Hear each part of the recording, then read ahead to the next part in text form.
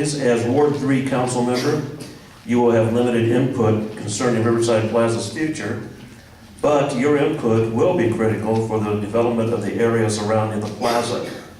How do you plan to work with the plaza's ownership, and what is your vision for Merrill Avenue?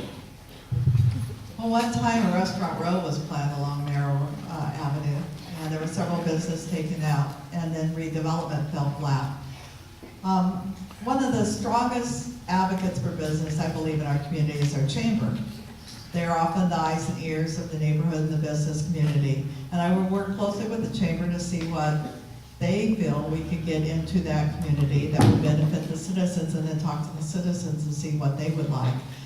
And as far as the plaza people, that isn't their property on the other side. I think it needs to be in the best interest. And I think if you honestly sit down with people and you discuss it, and you discuss options, there is always room for compromise. And the compromise has to be in the best interest of the citizens, whether it's the owner of the plaza or any other group that would be interested in trying to build something along Merrill Avenue there.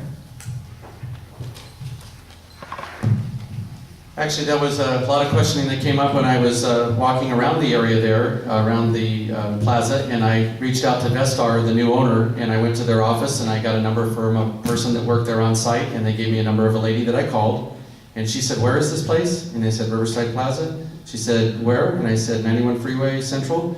She said, "Do you have an address?" And I was very concerned. A second call I made, I reached a man named Jeff Axtell. He did call me back. He said they've got some great plans. We are scheduled to sit down and talk about them in the next week or so, and I'd like to hear those plans, and I want to work on that plaza. It is a very, very important subject to many people around the area, and they want to see that plaza grow, as do I, and make it a place for all of us to be able to hang out, spend time, and spend their dollars to help build up Riverside. We shut down Merrill when we put the underpass in. That's been a disaster to a lot of the businesses nearby, and we definitely need to see about routing our traffic back through there. Putting it right by a plaza makes sense. Putting it down through 5 Points does not.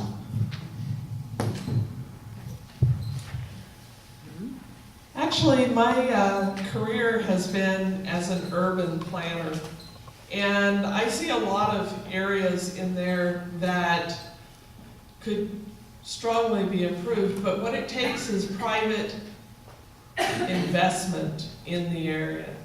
And I think what I could do as a city council person is to make sure that we can cut through the red tape and get businesses in there, attract them to the area, to improve it, to allow businesses to come in.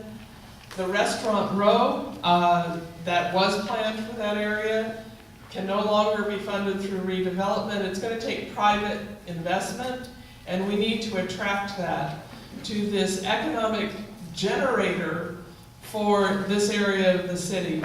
Very important to Ward 3, and I would advocate on your behalf.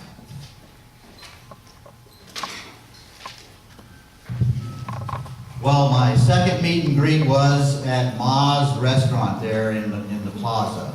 And my video on Funderburk.com, if you haven't seen the video, you might take time to go look at it. And it talks about the plaza and also Brock and Arcade and the problems we're having in the area. At the meet and greet, we met with several people and discussed the problems in the area and decided or asked what would it take to make it better. And they came up with some great suggestions. But one thing we really need to be concerned about is Shop Riverside. We did do that. We had that campaign several years ago, Shop Riverside. Our problem is our people are going out of the city to spend their dollars.